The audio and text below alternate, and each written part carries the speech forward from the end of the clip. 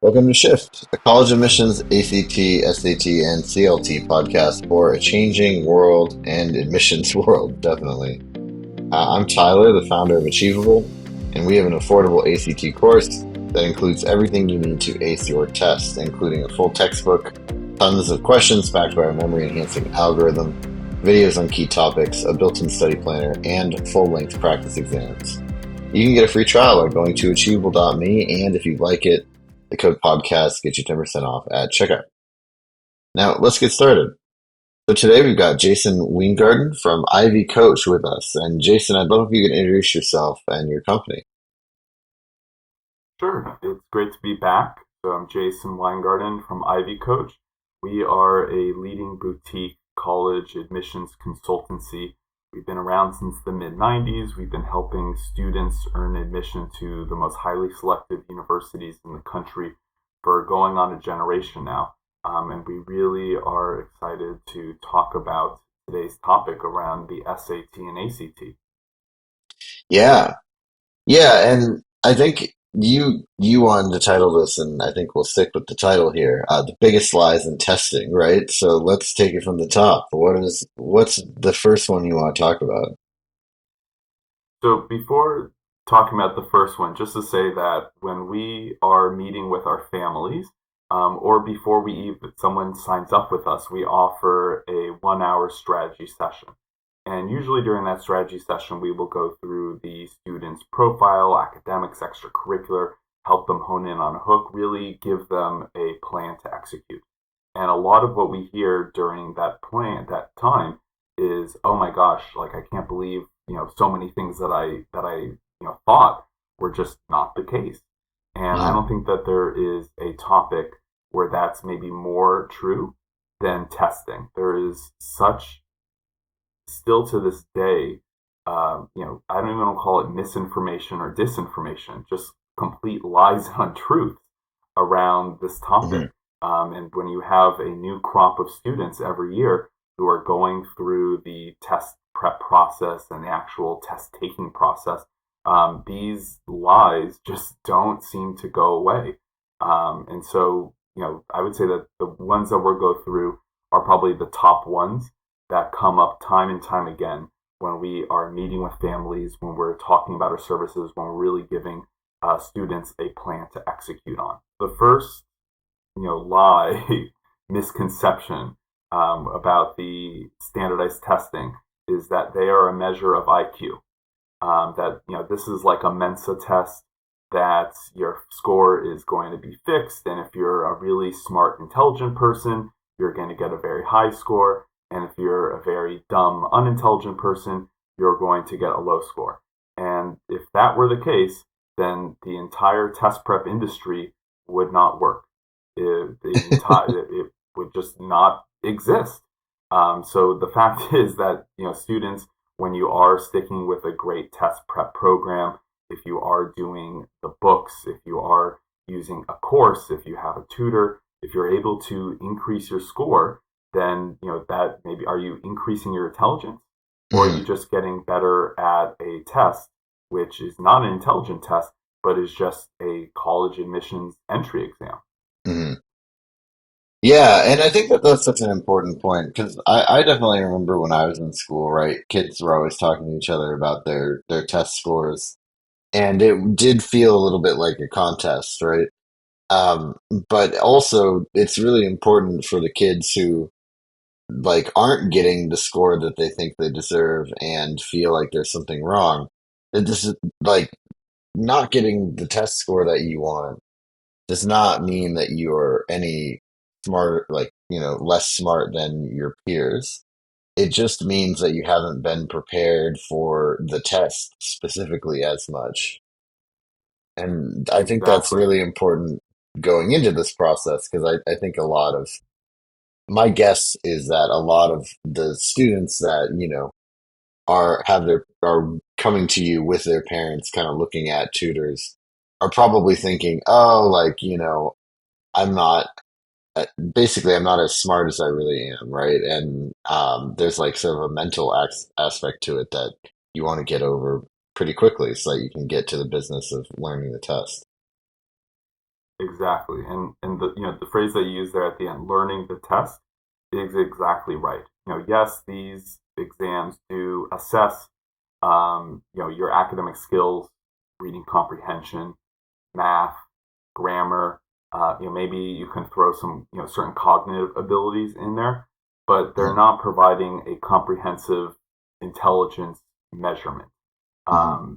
It's a lot more indicative of a student's preparation and familiarity with the material than their like innate core intelligence. And we just see that time and time again, where if someone just takes one of these exams without having done any prep for it, and then fast forward a few months later after they've gone through a real test prep process, the fact that they're able to rate their score is just a indicator that they have prepared for the test and that they're Hmm. more familiar with the material. Right. Yeah, exactly. Well, great. So, what do you feel like is the second one of these big lies then? So the second one is that the SAT is more valuable, it's more weighted, college's favorite to the ACT. I think that you hear this especially along the coast where Hmm. the SAT just has a little bit more presence and a little bit more market dominance, so to speak, if you want to think about this as some sort of Coke, Pepsi, Cola War situation between these two exams. ACT has always been more predominant in the Midwest and in the South compared to the SAT. But the fact is that colleges at this point, they weigh both exams equally. Both tests are accepted at virtually all U.S. colleges and university. And Hmm. colleges and university, they really don't have any preference for one exam or the other. What they really do have a preference for is receiving high scores. Yep. That is something that colleges are going to continue to want. And whether you can get a high score on the SAT, whether you can get a high score on the ACT, does not matter. College students should choose the test that best suits their strengths, their test taking style, and forget about the other tests that they are less capable at. Hmm. Yeah, and I also think that it's not just that they're less capable at. It's just that the tests are kind of, I don't know how you say this, like angled differently, right? They test slightly Mm-hmm. different things, and they work better, slightly better for different types of students, right? So really, Yes, that whatever is going to give you the highest possible score, regardless of which of the two tests it is the one you should be considering. that's right. And I wish that I could look at a student and say, okay, you are an SAT person, or say Yeah. you are an ACT person. I wish that existed, but sadly it doesn't. If it did, I would bottle that up and I would not be on this podcast right now. But the fact is that students, should feel rest assured that the SAT, the ACT, that if a college is accepting both of these, then an undergraduate admissions officer is not going to have a preference for one or the other. Yeah. Great. Well, so that is two big lies in testing. I feel like we're doing good at kind of giving detail, but also going through the list. And so let's move on to number three here. What do you think is the third biggest lie? So the third one that I hear a lot is that there's a specific test or a testing date or a month that the test is like easier at, or that it's easier to do well. The idea being that if you're taking it, at a certain month, then and if you're a very smart, capable test taker, if you are taking it at the same time that a lot of less capable test takers are taking the exam, then because it's on some bell curve, then you are going to score really high and maybe it'll be easier to do well. And all of the other students that are less capable are going to receive lesser scores. The fact is that this may have been true a generation ago, but nowadays, with the experimental sections and test questions that the test companies put on exams just to figure out what the score is going to be and how they should score the exam, these tests are really scored across months that they're offered. And so Hmm. there's really no evidence to think that one test date is going to be easier to do well. I think that sometimes students will take an exam and they will say, "Oh my gosh, I did so good on that exam." Right. Maybe there was like a few extra tricky triangle problems, and they're just like really good at geometry, or maybe they just knew some of kind of the words in context, and it was much easier to do. But that does not mean that oh, September is the great time to take the test, or January is the great time to take the test, or some other month. Right. Well, and it's I mean, first off, like think about it just logically from the perspective of like the companies, right? If that if it were possible to game the system by figuring out what test day had the worst test takers, that would be a thing people talked about constantly, right? Almost every other thing that Mm-hmm. can game the system has been figured out, talked about, and marketed by companies like yours, right? Not not necessarily you guys, but Mm-hmm. people in your business. So Sure. it's very unlikely that that exists because if it did, I think it would be common knowledge by this point. And then also it's if you're the SAT or the ACT and you make the test, that's a thing you don't want to have happen because you want this to be basically fair for everybody in any month. And so they wouldn't allow that to happen either, or they would take measures against it. I think that you That's mentioned right. like, oh, people coming out of the test and they're saying they did well or didn't do well. It's important to remember, especially with the new adaptive digital SAT, that because, the second section depends on your performance on the first section, and you can get an easier second section if you did badly on the first section. There's a little bit of like everybody takes a test that they feel was beatable, which I think was the point of what they were doing, and like, people will probably consider that a good thing. But that also means that if you consider the test beatable, it doesn't necessarily mean that you're on the hardest test, right? So you really don't know That's what your right. score is going to be until you get it. That's right. I mean, the fact is that, the way that these tests are created in the modern era, even when they go digital adaptive, even when they go from 1600 to 2400 and back to 1600, even when they make the essay section optional, or they say they're going to make the science section optional. The fact is Hmm. that there's so much research and development that is now done ahead of time that Hmm. there's not even a reason to think that the first exam of the new fill in the blank is going to be easier or harder. So long as you are prepared, then you are going to be prepared. Yep. All right. Well, what's the next one? So the next one is that the PSAT needs to be done before you can take the SAT. Now, I think this is some brilliant marketing that the College Board has done, that they have the PSAT. And people think that the PSAT stands for like the practice SAT. I don't even know, most people would know what the SAT stands for. The truth is, nowadays, it actually doesn't stand for anything. It used to be the Scholastic Aptitude Test, and then the Assessment Test, and then now it's just the SAT. But the fact is that the marketing that the College Board does of putting the PSAT out there makes it feel like, oh, I need to do this like practice for the SAT, and then once I like do that, check that box, then I can wrap around and do the SAT, in kind of the real SAT. Right. And the ACT company, they have this with the PLAN exam, the ACT. They're trying to take take on the College Board and kind of follow suit.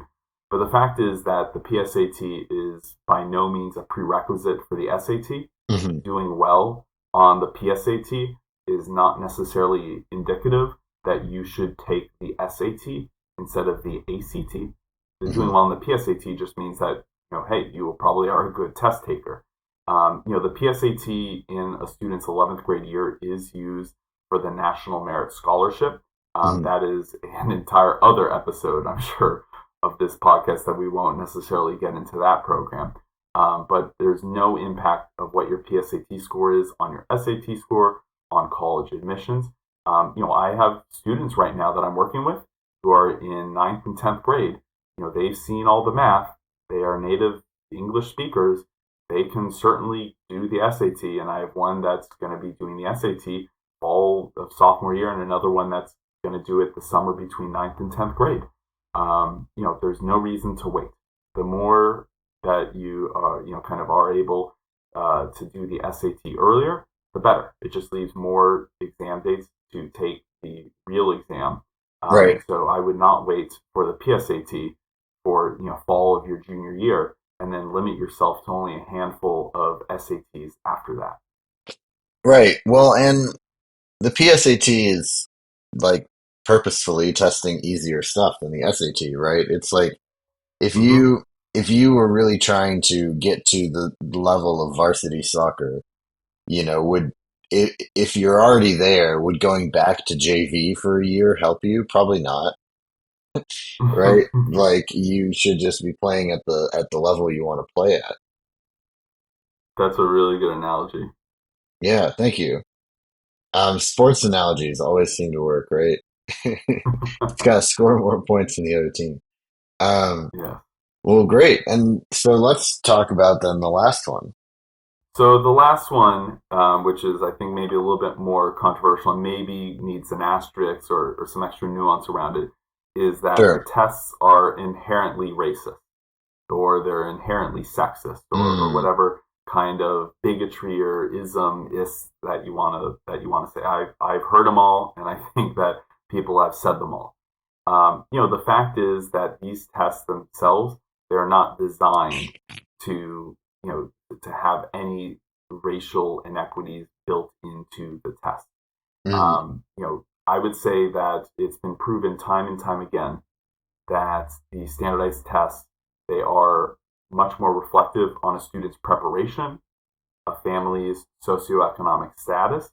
Yes, some of those things are correlated heavily with a student's race and ethnicity, but there's not something inherently about the exam in the year 2024 that is going to make them somewhat unequal for different students based on that student's race or ethnicity. A lot of times I'll mm. hear parents, they'll bring up the example from decades ago when there were questions on the exams that use certain words that only students of certain classes or certain races would understand. I think the classic example is a coxswain in the regatta, kind of being the leader of the team and Right. having to find the other pair of words. Finding pairs of words has not been on the test in a generation, and the amount of testing that goes into the tests nowadays is is so high that anything that even would get close to being kind of racially discriminatory is now certainly taken out of the exams. Yes, the scores, when you do look at student success and scores based on race, based on ethnicity, there is still inequities. Yes, students from historically underrepresented groups still face barriers to achieving high test scores, but it's largely, unfortunately, based on access to test preparation, tutoring, and other resources, and Hmm. not the inherent design of the exams themselves. Yeah. Yeah. I mean, I think it's important to acknowledge, like you said, first off, that the socioeconomic factors are really the big lever or driver of the difference in these changes here among groups, and that, those are problems we as a society need to fix. And then the second thing also important to acknowledge is that there is definitely the tests are not racist in their delivery today. I agree with that, and I think that they probably bend over backwards to make sure that it's designed in a way that they can say that defensively. But definitely the origin story of standardized testing is Yes, uh, is is a much cloudier one. That is yes. maybe A hundred a years topic for ago another is podcast, yes. but it Oh, definitely had definitely, racist origins. definitely.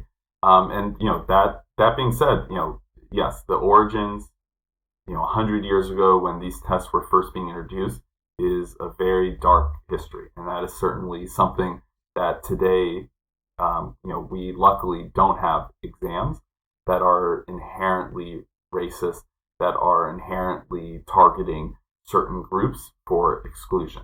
Is there still, problems? Is there still correlations? Are there still things as a society that we need to work on? Of course. The other thing that I Yeah. point out is that, a lot of times you'll hear this with using the context of being test optional or test flexible as a reason why not to accept these exams, or a reason why you should just like not even look at these exam scores.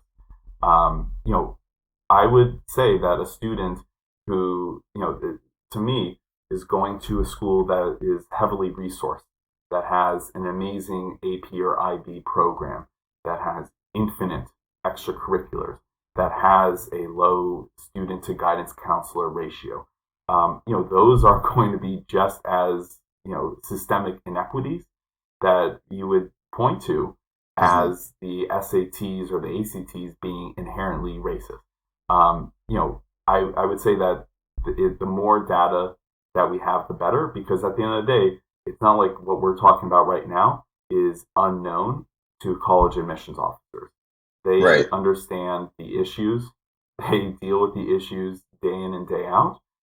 They know about the issues, the history, the current realities around these tests, and the accessibility and availability of different academic opportunities for students. And so, these tests, yes, can more be done in society, of course, but pointing at these tests and painting them with the same brush from 100 years ago, I think is incorrect. Hmm. Yeah. Well, and I think that's great, right? At the end of the day, that's what should happen, right? The test Mm-hmm. should be the same difficulty and the same kind of inherent um like measure for people of any background or race, right? That is the Mm-hmm. idea behind standardized testing, right? Yeah. So that is, I mean, it's good to hear that we're not seeing any evidence of that, and certainly I think um like you said, it's really the access to resources that is, I think, the key driver and of any differences in the statistics, and the thing that Mm-hmm. needs to be, worked on. Definitely. Well, great. Thank you so much. This has been Shift, a college admissions podcast for a changing world, hosted by Tyler from Achievable with Jayson Weingarten from Ivy Coach. And you can get a free trial of Achievable's ACT course by going to achievable.me and use the code podcast to get 10% off at checkout.